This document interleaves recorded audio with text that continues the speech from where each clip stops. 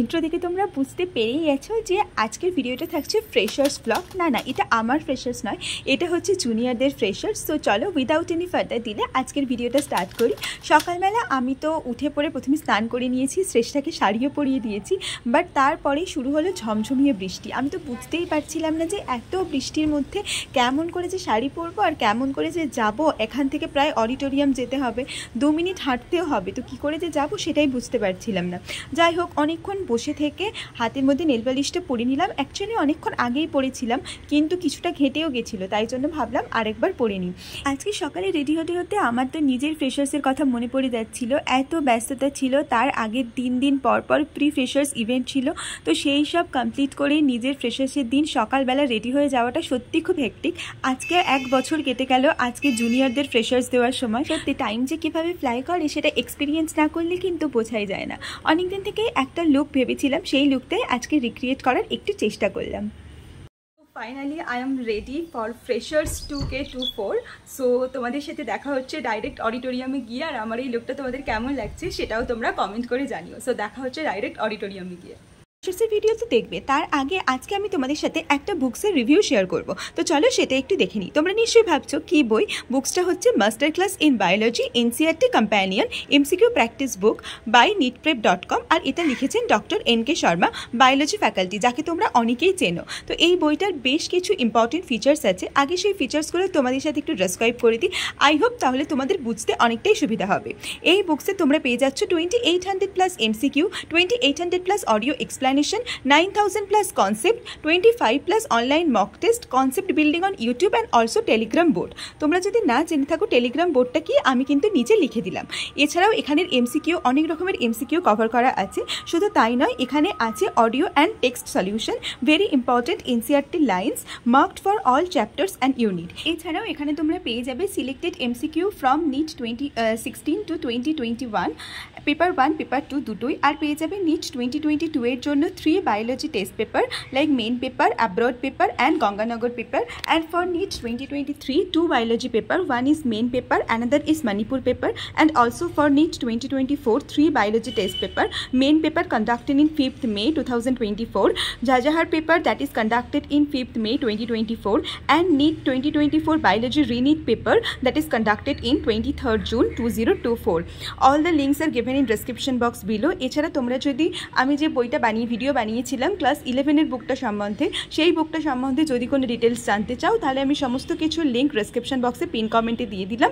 Go and check it out. Finally অত বৃষ্টির মধ্যেও আমি আর হাসনাত দুজনে অডিতে পৌঁছে গেছি, কিন্তু দেখতেই পাচ্ছ অডি এখনও পুরো ফাঁকা, কেউই এসে পৌঁছয়নি। তাই ভাবলাম তোমাদের সাথে একটু আমাদের ফ্রেশার্সের ডেকোরেশনটা শেয়ার করে নিই। অ্যাকচুয়ালি আমাদের থিম ছিল ম্যাজিক্যাল ওয়ার্ল্ড, তার উপরেই বেস করে প্রত্যেকটা ওয়ালে ডিফারেন্ট ডেকোরেশন হয়েছিল। অ্যান্ড আমার তো পার্সোনালি ডেকোরেশন খুব ভালো লেগেছিল। তোমরাও দেখতে থাকো, অ্যান্ড তোমরা অবশ্যই কমেন্ট করে জানিও তোমাদের কোন ওয়ালটা সবচেয়ে ভালো লেগেছে।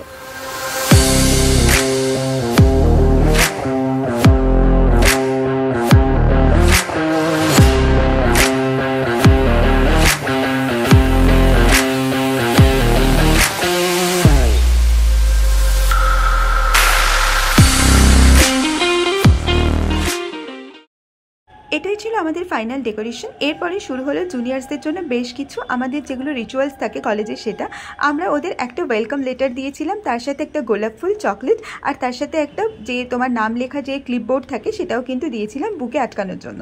ওটা পরে কিন্তু জুনিয়রদের বেশ সুন্দর লাগছিল। তো আমার তো এটা ফাইনালি এই আইডিয়াটা খুব ভালো লেগেছিল। আমি বলেছিলাম আমার জন্য একটা বানাতে, বাট আমার জন্য বানাইনি। যাই হোক, আমি বানালে তোমাদের সাথে অবশ্যই শেয়ার করব। এরপরে আমরা আস্তে আস্তে কালচারাল প্রোগ্রামের দিকে এগিয়ে গেলাম, কিন্তু তার আগে আমাদের কলেজের রিচুয়ালস হচ্ছে প্রফেসরদের বরণ করে নেওয়া। তো সেটাই বরণ করে নিচ্ছে আমারই কিছু ব্যাচমেট।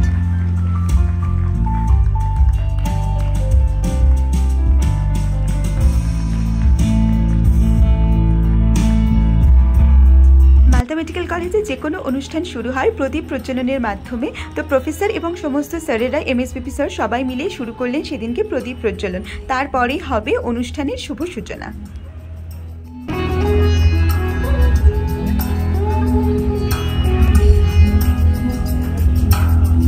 সব রিচুয়ালস তো কমপ্লিট। এবারই হচ্ছে সেই সময় যখন আমরা দেখে নেব জুনিয়রদের বেশ কিছু পারফরমেন্স। আই হোপ তোমাদের এটা খুব ভালো লাগবে। এবার আমি কি করে অ্যাঙ্কারিংটা একা সামলাবো। আরে দাঁড়া, তোকে কে বললো আমি লেট? একদমই লেট না, জানিস বাইরে এত সুন্দর বৃষ্টি হচ্ছে যে তোকে কি বলবো, আমি তো ওটাই দেখতে লেগে গিয়েছিলাম। আচ্ছা দেখলি না, এই বর্ষার দিনে যদি এক প্লেট খিচুড়ি আর ডিম ভাজা আর সাথে যদি ব্যাকগ্রাউন্ডে বর্ষার একটা গান বাজানো যায় হয়, কেমন হয় বলতো? দেখ, এই ভরা অডিটোরিয়ামে আমি তোকে ডিম ভাজা তো খাওয়াতে পারবো না, আর খিচুড়ির কথা তো তুই ভুলেই যা।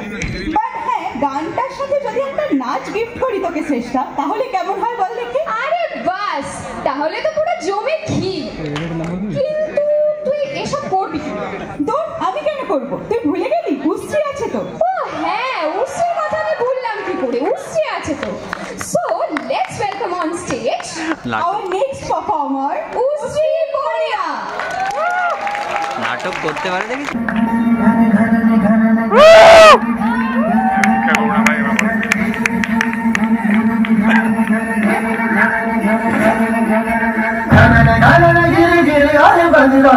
घने घोर कार छाए बदला धमक धमक मुझे बदला के रंगे चमक चमक देखो बिजुली है चमके मन धड़काए बदरवा मन धड़काए बदरवा मन धड़काए बदरवा।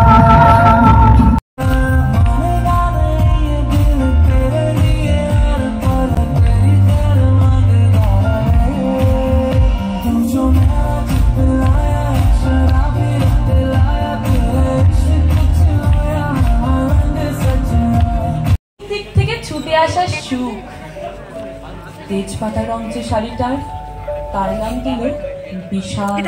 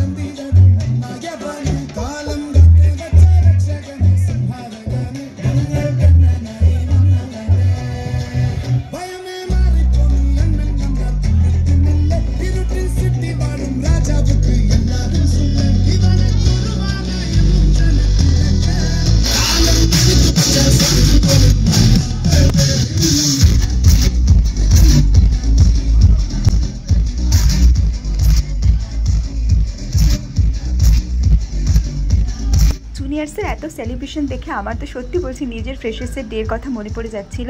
আমি সবাইকে বলবো যারা নতুন কলেজে আসবে বা যারা নিট অ্যাসপিরেন্ট আছো এখন, ফ্রেশার্স লাইফে একবার আসে, সবাই খুব মজা করো, খুব আনন্দে থেকো, কোনো কম্পিটিশান কোনো কিছু না করে এটা তোমাদের লাইফের একটা স্মরণীয় দিন করে রেখো। আই গেস তোমাদের তাতে তোমরা অনেক বেশি খুশি হবে। এটাকে কম্পিটিশনের মতো করে নিও না প্লিজ। অনেক কলেজেই এটাকে কম্পিটিশনের মতো করে নেওয়া হয়, যেটা আমার পার্সোনালি খুব একটা ভালো লাগে না। সো সেই জন্যই তোমাদের এটা বলা। বাকি ফ্রেশার্স খুব মজার, খুব আনন্দের। এখানে তো জুনিয়ররা মজা করছিল স্টেজের মধ্যে, আর এখানে আমরাও বেশ মজা করছিলাম, কারণ আমরা ওদের দেখেই বেশ খুশি হয়ে যাচ্ছিলাম। ওরাও বেশ মজা করেছিল, যদিও আমাদের একটা ফাইনাল রাউন্ড এখনও বাকি, তো সেই রাউন্ডে অনেক কিছু অ্যাক্ট প্লে করে দেখাতে হয়, তো চলো একটু দেখে নিই। তুই কি জানিস কি কি টপিক আছে ফাইনাল ইভেন্টের জন্য? না ভাই, একটু বলে দে। আচ্ছা, টপিকগুলো পরে বলছি। আমাদের মেডিকেল কলেজে প্রচুর প্লে বয় আছে, জানিস কি তুই? না তো। তুই প্লে বয় না? তো আমরা ডেকে নিচ্ছি আমাদের প্রথম পার্টিসিপেন্ট, আর তার টপিক হচ্ছে play the character of A play বয়। ওখানে ফাইনাল ইভেন্টগুলো দেখার পর ওগুলো আর ভিডিও করা পসিবল হয়নি, অ্যাকচুয়ালি অ্যালাউডও থাকে না, তাই জন্য চলে এসেছিলাম আমরা খাবার খেতে। অ্যাকচুয়ালি আমাদের এখানে বসিয়ে খাবার ব্যবস্থা করা হয়েছিল, বাসন্তী পোলাও, চিকেন কষা, মিষ্টি, চাটনি এইসবের ব্যবস্থা। তো ফাইনালি ওগুলো আমরা বেশ ভালো করে খেয়েছিলাম। এখানে দেখো অরুণাভ, অর্চিতা দুজনেও খাচ্ছে। এরপরে খাওয়া দাওয়া করে চলে এসেছিলাম হস্টেলে। I am really exhausted, but এখন আমি চলে এসেছি রুমে। এখন বাজছে 1টা, এরপরে আবার রেডি হয়ে যেতে হবে প্রোগ্রামে, মানে ব্যান্ড আছে আর ডিজে নাইট আছে। সো চলো আবার দেখা হচ্ছে রেডি হওয়ার পর।